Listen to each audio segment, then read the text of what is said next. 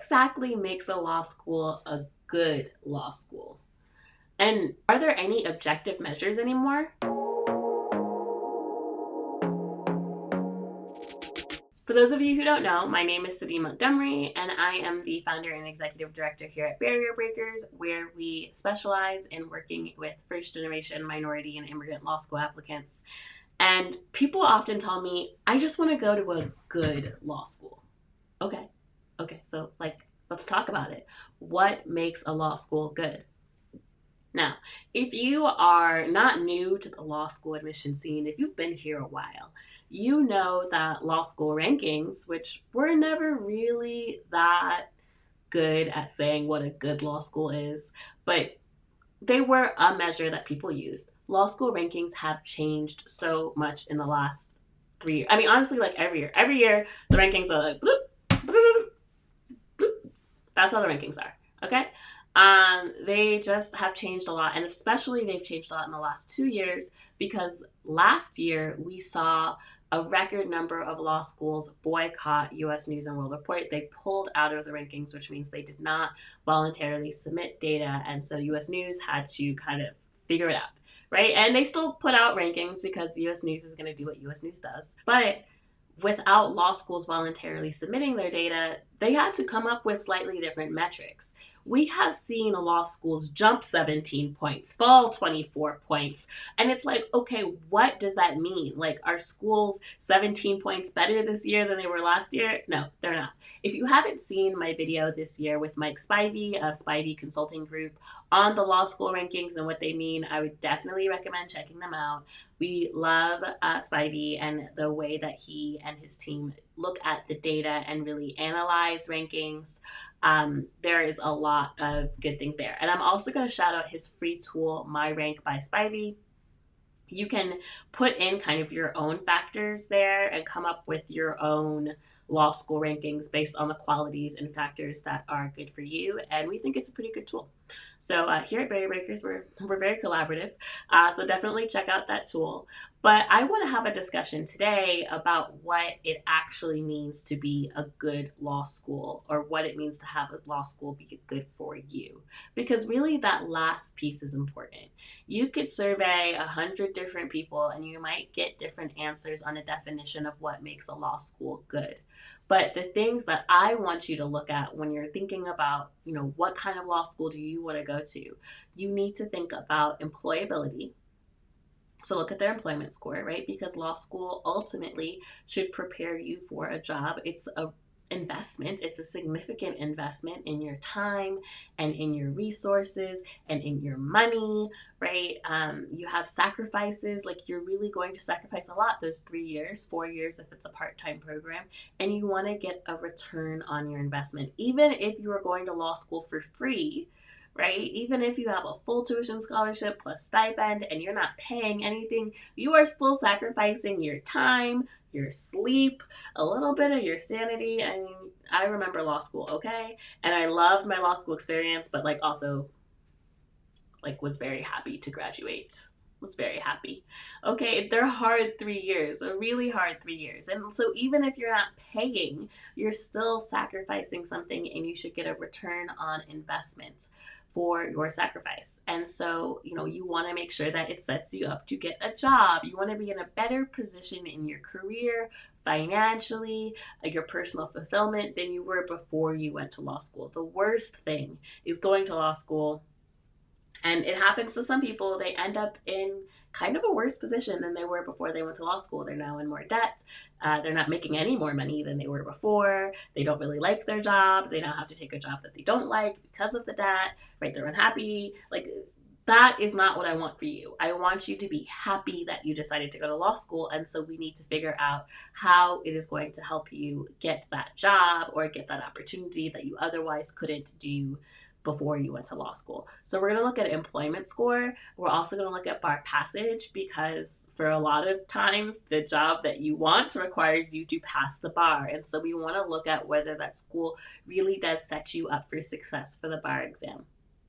We're also going to look at that median salary, because as I mentioned, return on investment, some of you will be paying or you will be taking out loans to go to law school, and you want to make sure that you are going to graduate with a salary that makes sense for the amount of debt you might potentially be taking on. And then the fourth thing that we're going to look at is job prospects in the area. And this one is so important because there might be a school that maybe they're not super well ranked, but they have a strong employment in the area that you want to go to law school. And this really applies to a lot of regional schools. So I went to Harvard Law, loved it, loved my time, but I also knew I was moving back to Maryland.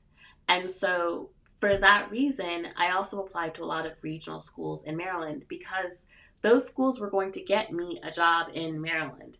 And yeah, I mean, maybe a school that was ranked 20 or 25 or even 30 is much higher ranked than a school that's ranked, 97, or I don't remember what the schools were ranked at this time.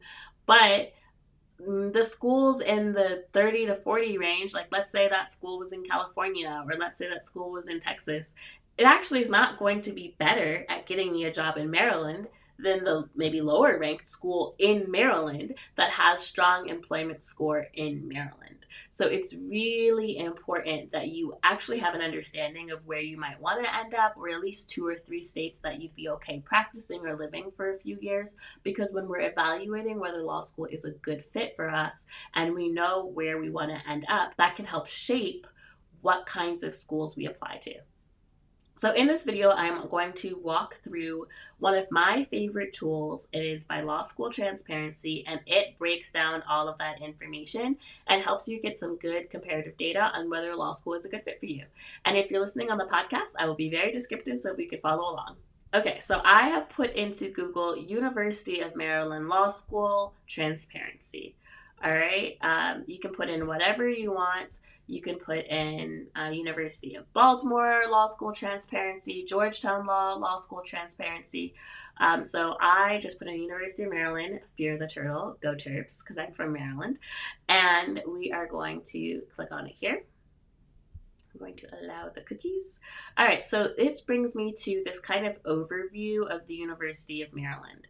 Okay, so there's a link to the website here, and there's some tabs up here, right? There is overview, jobs, admissions, salary, bar exam, costs, environment, part-time, and the ABA reports. And so here we can kind of see the employment score, the underemployment score, first-time bar passage rates, one-all enrollment, and some admission stats and costs as well.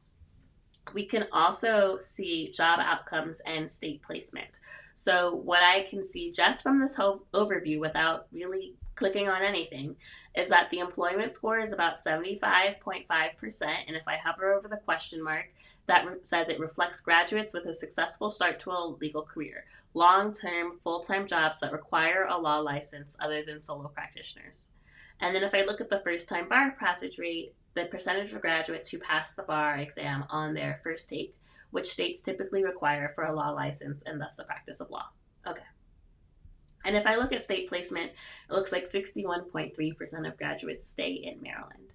And then I can even say what kinds of jobs they got. So it looks like 12.7% of graduates went into public service, 12.3% went to national law firms, so that big law firm. 10.8 went to regional law firms, 7.8 went to small law firms, and 2.9 went to federal clerkships. So let's say I'm really interested in job placement, so I'm going to click on jobs. All right, and it's going to bring me a little bit more information here. So there are 204 total graduates in 2023, including 8 transfer students. So 75.5% of students when they graduated had long-term, full-time legal jobs. So, 3/4. That's pretty good. It could be better, it could be higher, but okay. 90.2% had any long-term job, 93.6% had any full-time job. So less than 7% of students were kind of like underemployed, basically. Like they weren't able to get a job. But 93% of students were able to get any job, 75.5% of them were able to get full-time legal jobs. Okay.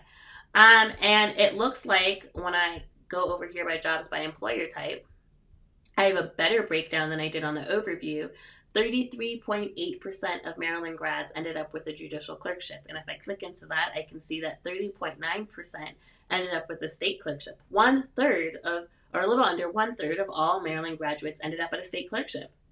That's pretty good. If I am looking for a Maryland state clerkship, which I did go to, by the way, the University of Maryland is a great option for me, right? 2.9% went to federal clerkships. Great. So I am going to go back out here, and it looks like 19.1% were kind of employed in maybe non-legal jobs.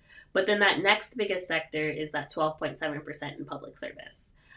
So maybe if I was thinking I really want to go to a big law firm, it looks like only 12.3% of students went to a big law firm. It might be a little bit harder for Maryland. But on the other hand, if I'm looking for a judicial clerkship, this is lovely, right? Killing the game. And then, like I said, I can also see where students go. So 61.3% went to Maryland, 16.7% went to DC, and 6.9% went to Virginia. If I'm like, oh, I want to go to California, like 0% of grads went there. Doesn't mean it can't happen, but the odds are not in your favor. Some people did go to New York, but most people really stayed around the DC, Maryland, Virginia area. So again, is Maryland a good law school for you? Well, are you looking to do a judicial clerkship? Do you want to stay in the DC, Maryland area? If so, it looks like, hey, it very well might be. Let's look at salaries. So they do have the median salary is like $65,000 a year, roughly, from the University of Maryland. So you want to take that into consideration in terms of debt. Like, is it worth going $200,000 into debt? Maybe not. If the median salary is $65,000 a year, but if you can get a good scholarship from Maryland, yeah, okay, $65,000 a year it's okay. It's okay. Right? And then they have some more information here about earnings over time, Pell Grant recipients, repayment over time for loans, salary distributions. And the salary distributions are for the 2018 graduates. So there's more information here if I wanted to look into that. If I look at the bar exam, they have the first time bar passage rate at about 75%, and the 2-year bar passage rate is about 89%. So, okay, most people are passing the bar. Right? And there's things about environment here. There's a breakdown on diversity of students, diversity of graduates, a breakdown of costs. There are a lot of things here on this law school transparency report. I'm not going to go through it all, but that might give you more of an objective answer on is, for example, the University of Maryland a good fit for you. I did a state level clerkship and I wanted to move back home to Maryland. So yeah, University of Maryland would have been a pretty good fit for me actually because of my goals. And that's what I really want to emphasize to you is that whether a school is a good law school for you or not, there's no objective measure of good, but you don't want to go to a school that the employment rate is 40%, the bar passage rate is 40%. That's objectively not great because that means that the school is producing more students that can't get jobs and can't pass the bar than otherwise. And that's not a great statistic, right? But, if 3/4 of the students at least are passing the bar and are employed, it's more likely than not that you're going to be in the majority of passing the bar and being employed. And then it's about looking at things like, well, what kinds of jobs am I getting? What is the salary? What states are people going to? Does this align with my career goals? So hopefully that will help you as you're starting to build your law school list. I really do love Law School Transparency. It's a completely free resource and a free website for you. You can even build kind of your own law school list based on the factors that are important to you. So I've given you 2 different resources in this episode on ways that you can start to define good for yourself and define what makes a good law school. Now, you can always submit questions to us at bit.ly/breakintolawschool. We have one question that's come into us. I am currently studying for the LSAT because I plan to take it in September. I want to ask, is it okay to take the LSAT this year and then apply for law schools in the next cycle instead? Thank you. So yes, thank you for submitting that question. Your LSAT score is good for 5 years. So I always say take it when you are most prepared. Sometimes there's a student that they're kind of like in that school mode, right? Maybe they just graduated and they're like, you know what, I want to spend this summer taking the LSAT exam. Or maybe you're in college and you're a rising junior or a rising senior and you don't have an internship and you're like, wow, this would be a really great time for me to dedicate to my LSAT, but I don't actually really want to go straight through, or I don't want to apply in the fall. There's other things that I want to do. I have another job lined up, whatever it might be. Yes, it is totally fine for you to take the LSAT exam when it is most convenient for you, when you are most ready. Your score is good for 5 years, so you don't have to worry about that.